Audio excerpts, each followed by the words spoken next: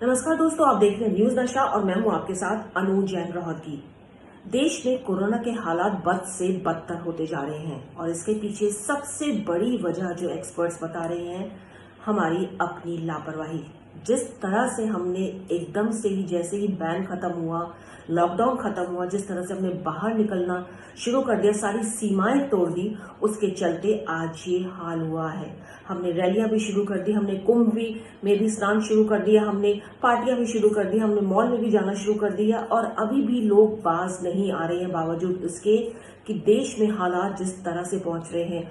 Oxygen की कमी से इस समय सारे अस्पताल, बड़े बड़े अस्पताल जो है वो त्रस्त है। समझ में नहीं आ रहा है क्या करें, किस तरह से इस सिचुएशन से निपटे। और इसके बीच एक्सपर्ट्स अब भी बार बार लोगों को सलाह दे रहे हैं कि घर पर रहें, जरूरत पड़े तभी बाहर निकले और मास्क लगाएं। और एक और सबसे बड़ी सलाह जो इस समय दी जा रही है सभी एक्सपर्ट के द्वारा कि आप वैक्सीनेशन करवाएं। और आपको पता है कि जल्दी ही जो है वैक्सीनेशन 18 साल से ऊपर की उम्र के लोगों के लिए खुलने वाला है। तो एक्सपर्ट्स की ये सलाह है कि किसी भी तरह की भ्रांति में मत आए। आपकी जब बारी आए वैक्सीनेशन की, आप वैक्सीनेशन जरूर करवाएं। कुछ एक बातें हैं जो डॉक्टर्स बहुत खुलकर सामने कह रहे हैं। जो कोरोना का नया म्यूटेंट आया है, क्या ये माइल्ड है या डेंजरस है, इस पर डॉक्टर्स ने बिल्कुल क्लियर कहा है कि जिनकी इम्यूनिटी स्ट्रांग है उनके लिए वायरस माइल्ड है, लेकिन जिनकी इम्यूनिटी स्ट्रांग नहीं है उनके लिए वायरस बहुत ज्यादा डेंजरस सिद्ध हो रहा है। और बड़ी बात यह है कि यंगस्टर्स को अपना शिकार बना रहा है। यंगस्टर्स की इम्यूनिटी स्ट्रांग है, एसिम्प्टोमेटिक है, वो लोग घूम रहे हैं और इसकी खूब स्प्रेडिंग हो रही है और ये बहुत तेजी से फैल रहा है। और एक बार ये शरीर में जा रहा है तो देखा जा रहा है कि चेस्ट में इसका इन्वेजन इस वायरस का बहुत तेजी से हो रहा है। आप एकदम ठीक है और पता चला कि चेस्ट एकदम से एक्सपोज हो गई है आपकी, तो बहुत ज्यादा डेंजरस स्थिति है। संभल के बिल्कुल रहना है। स्प्रेडिंग हो रही है, 1 या 2 मिनट भी आप किसी इन्फेक्टेड पर्सन के कांटेक्ट में आते हैं तब भी इस वायरस की स्प्रेडिंग हो जाती है दोस्तों। और इन सब के बीच आपके और मेरे मन में और साथ में बहुत से डॉक्टर्स हैं जिनके मन में एक सवाल उठ रहा है कि पूरा विश्व इस समय देखा जाए तो त्राही त्राही कर रहा है। कोरोना की नई नई म्यूटेंट सामने आ रहे हैं और केसेस जो है लगातार बढ़ रहे हैं, लेकिन चाइना की कोई खोज खबर नहीं है। चाइना में कितने केसेस हैं, नहीं है, कितने लोग बीमार हैं, कुछ वहां से खबर नहीं आ रही है। इतनी स्थिति ठीक है। और जिस तरह से उसकी इकोनॉमिक ग्रोथ हाल ही में दिखाया गया 18% बढ़ गई, उससे लगता है कि चाइना की जो इकोनॉमी है वो भी तेजी से भाग रही है। तो कहाँ क्या गड़बड़ हुई है, इस पर एक्सपर्ट्स के मन में भी शंका है और वो कह रहे हैं क्यों नहीं सारा विश्व एकजुट होकर WHO चाइना से पूछता है कि क्या किया है उसने कोई ऐसी दवा निकाली है, क्या उसके पास कोई ऐसी वैक्सीन है, वो विश्व को क्यों नहीं बताता है। उसके नागरिक सुरक्षित हैं, कोई केस ज्यादा नहीं बढ़ रहे हैं, तो वो क्यों विश्व को ये दवा या वैक्सीन या ऐसा फॉर्मूला नहीं बता रहा है, क्यों वो चाह रहा है कि उसकी इकोनॉमी आगे बढ़ती ही जाए। और आज हमारे साथ डॉक्टर W वल्ली हैं जो गंगाराम अस्पताल में सीनियर मेडिसिन कंसल्टेंट हैं। इनसे हमने डिटेल में बातचीत करी और सबसे पहले हमने चाइना की ही इनसे बात की है और तमाम मुद्दों पर हमने इनसे बात की है, लेकिन चाइना से की भी हमने इनसे बात की और इनकी जो राय है आप सुनिए इनसे, ये क्या कहते हैं। पूरी दुनिया में कोरोना फैल रहा है, आधे से ज़्यादा वर्ल्ड इससे मुतासर है। 3.25-4 लाख केस होने वाले हैं 1-2 दिन में। तो क्या हो रहा है, ये बड़ा डिस्टर्बिंग है। एक चीज़ मेरी समझ में नहीं आती कि सारी दुनिया में तो कोरोना फैल रहा है, त्राही त्राही मची हुई है, लेकिन ये चाइना क्या कर रहा है। चाइना में तो कुछ भी नहीं हो रहा।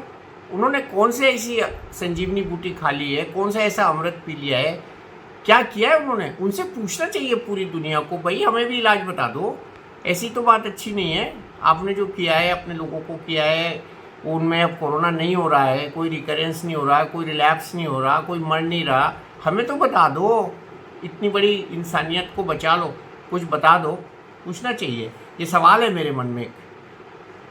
और ये बड़ी अजीब सी बात है, पूरी दुनिया में हम लोग सफ़र कर रहे हैं, छोटे छोटे बच्चों तक पहुंच चुका है कोरोना। तो ये बड़ा इंपॉर्टेंट सवाल मेरे मन में आया है।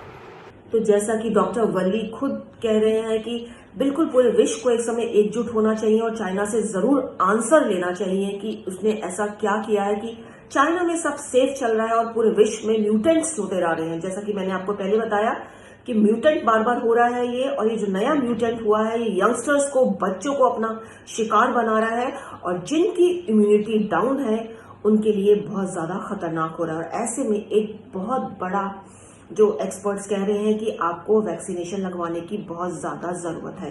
डॉक्टर वल्ली, हम आपसे यही जानना चाहेंगे कि जो तरह तरह की जो कंफ्यूजन है, जो मिथ है वैक्सीनेशन के बारे में, उसके चलते भी लोग वैक्सीनेशन नहीं लगवा पा रहे हैं। आप क्या कहना चाहेंगे इन लोगों को? लोगों को गलत फहमियाँ हैं, यहाँ तक कि इस तरह की भी गलत फहमियाँ हैं कि टीका जो है आपको नामर्द बना देगा या नपुंसक बना देगा। और बहुत से लोग कहते हैं लोगों को मेंटल रिटार्डेशन हो जाएगा। एक साहब ने मुझसे ये यहाँ तक कहा कि आपने लंदन में कुत्तों को नहीं देखा, वो भौंकते नहीं हैं। कमाल की बात है। टीका एंटीबॉडी बनाता है। टीके कई तरह से बन रहे हैं। टीके के रॉ मटेरियल में ऐसी कोई चीज़ नहीं है जिसमें हार्मोन्स हों या फीटल एम्ब्रियो का कोई अंश हो। तो टीका जो है, ये जितने भी टीके हैं इनकी मुख्तलिफ टेक्निक्स हैं, और ज़्यादातर टीके जो हैं ये वायरस के एंटीजन से बनते हैं। और इन टीकों में हम ये कह सकते हैं कि किसी टीके में वायरस की जो बॉडी होती है, कैप्सूल होता है, उसका इस्तेमाल है, और ज़्यादातर टीकों में जो स्पाइक प्रोटीन होता है टीके का, उसका इस्तेमाल है, और उसकी एंटीबॉडीज़ हैं। और ये एंटीबॉडीज़ बनाने के लिए टीके में जो मैकेनिज़्म है वो 6 हफ्ते में, 8 हफ्ते में कंप्लीट होता है। तो ये स्लो प्रोसेस है, और मैं आपको ये यकीन के साथ कह सकता हूँ कि टीका लगवाने से आपकी बॉडी की कोई भी फैकल्टी मुतासर नहीं होगी, और ना इसके कोई साइड इफ़ेक्ट्स होते हैं। एक क्लॉटिंग की बात हो रही है टीकों के साथ, जो एस्ट्राजेनेका के टीके में है, उसका इंसिडेंस 0.0006% है, और इससे कई गुना ज़्यादा कोरोना में क्लॉटिंग होती है।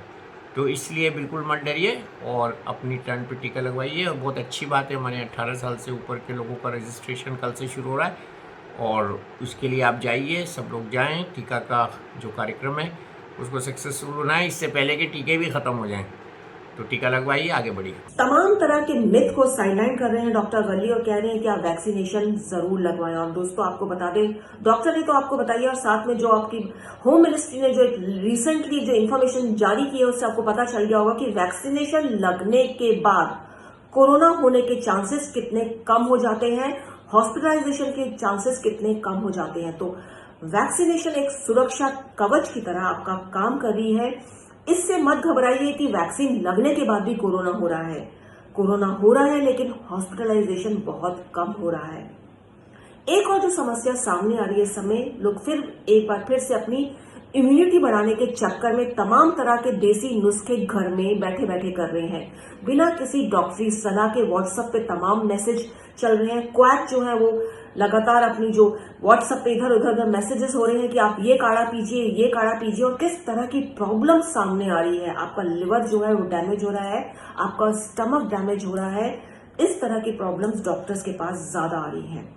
तो दोस्तों, कोई भी काढ़ा पिए, कोई भी मसाला आप जो लेते हैं जो गर्म होता है, बिना किसी डॉक्टरी सलाह के मत पिए। कितना पीना है, कितना उबालना है, कितनी क्वांटिटी है, किन लोगों को सूट करता है, ये सारी जानकारियां आपको डॉक्टर ही दे सकता है। डॉक्टर वल्ली, आपसे भी जानना चाहेंगे कि जो ये काढ़ा लोग लगातार पी रहे हैं, हम देख रहे हैं कि व्हाट्सएप पे एक के बाद एक मैसेजेस आते हैं कि आप ये पीजिए तो ठीक हो जाएंगे, ऐसा करिए तो ठीक हो जाएंगे।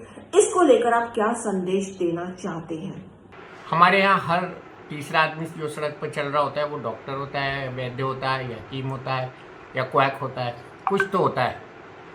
अब लोगों ने काढ़ा पीना शुरू किया था। पिछली बार इम्यूनिटी की बात हुई थी और नेचुरल चीज़ों की बात हुई थी। हमारे आयुष मंत्रालय ने भी कुछ चीज़ों को बताया है कि इम्यूनिटी के लिए अच्छी हैं, जैसे उसमें एक अश्वगंधा भी है, और इसके अलावा भी बहुत सी चीज़ें हैं जो हमारे किचन में होती हैं।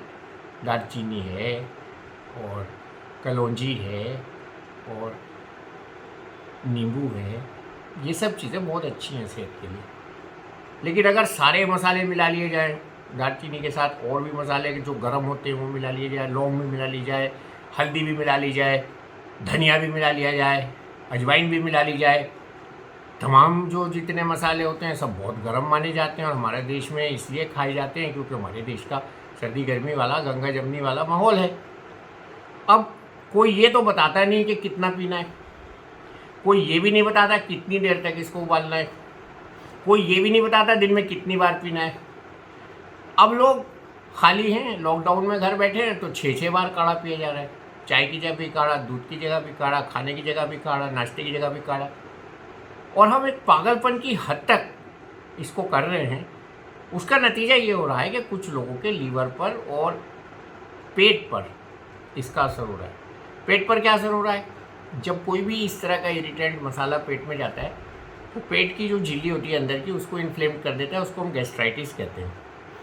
जो फूड पाइप है उसको इन्फ्लेम करता है, उसको हम इसोफेजाइटिस कहते हैं। और अल्टीमेटली ये सब चीज़ों की जो छन्नी है शरीर में वो लीवर है, और लीवर में जाके ये चीज़ें लीवर को भी इरिटेट करते हैं। क्योंकि पहले से तो लीवर यूज टू होता नहीं है, इतने ज़्यादा क्वांटिटी लीवर में पहुंचती है जब तो लीवर के सेल्स को ये डैमेज करते हैं। उसको हम केमिकल हेपेटाइटिस भी कह सकते हैं, उसको हम लीवर का नॉन स्पेसिफिक इन्फ्लेमेशन भी कह सकते हैं। और अल्टीमेटली लीवर के सेल्स प्रभावित होते हैं, उसको हम लीवर डैमेज भी कह सकते हैं। तो ये मैं नहीं कह रहा हूँ, ये बहुत बड़े डॉक्टर हैं ऑल इंडिया इंस्टीट्यूट के, और जो मेरे ही मेडिकल कॉलेज से मेरे साथी हैं पढ़े हुए हैं, उनका भी ये मत है कि इस तरह की चीज़ें हमारे लीवर को ख़राब कर रही हैं, हमारे शरीर में ऐसे प्रभाव पैदा कर रही हैं जो इन केमिकल्स जो इन हर्ब्स में होते हैं उसकी वजह से डैमेज करते हैं, ख़ास तौर से लीवर, स्टमक, फूड पाइप को। तो इसलिए इतना अधिक काढ़े का सेवन नहीं करना चाहिए, और जो प्रेस्क्राइब्ड काढ़ा है वही खाना चाहिए, पीना चाहिए। तो इसलिए ऐसे काढ़े को जो कोई दे देता है ला के या बना के और हम 6-6 बार पी रहे हैं, तो ये सब नहीं करना है। अपने स्वास्थ्य की हिफाजत करने का सबसे अच्छा तरीका है प्राणायाम, अनुलोम विलोम, ये शंख बजाना और लंग्स की एक्सरसाइज करना, बैलून फुलाना और अच्छी निंद्रा लेना, सादा खाना खाना, अच्छे विचार रखना और योग करना। डॉक्टर वली ने बिल्कुल क्लियर किया है। उन्होंने बताया कि केसेस सामने ऐसे आ रहे हैं जहां लिवर की प्रॉब्लम हो रही है, स्टमक की प्रॉब्लम हो रही है, क्योंकि मसाले गर्म होते हैं, हम उसको बार बार पीते हैं, दूध की जगह, चाय की जगह, हमको पता नहीं कितनी क्वांटिटी में कितना उबालना है, कितनी बार पीना है। हर चीज की अति होती है, बॉडी रिएक्ट करती है। तो प्लीज दोस्तों, अगर आप घर पर हैं, अपनी इम्यूनिटी बनाना चाहते हैं, तो जो भी नुस्खा अपनाएं, डॉक्टर की सलाह जरूर ले। जो व्हाट्सएप पे तमाम तरह के मैसेजेस आ गए हैं, फेसबुक भरे पड़े हैं, कृपा करके उन पर ज्यादा ध्यान मत दें। डॉक्टर से जरूर बातचीत करें अगर आप किसी भी नुस्खे को अपना रहे हैं। और बार बार डॉक्टर्स आपको बोल रहे हैं, मास्क पहनिए, डिस्टेंस बना के रखिए, हाथों को सैनिटाइज कीजिए। बहुत ही बुरा समय है इस समय, क्योंकि हॉस्पिटल्स में हालात बहुत ज्यादा बद से बदतर हैं। अगर आपको कोरोना पॉजिटिव है तो घर में रहिए, डॉक्टर की सलाह लीजिए, वो आपको घर बैठ के मेडिसिन दे रहे हैं।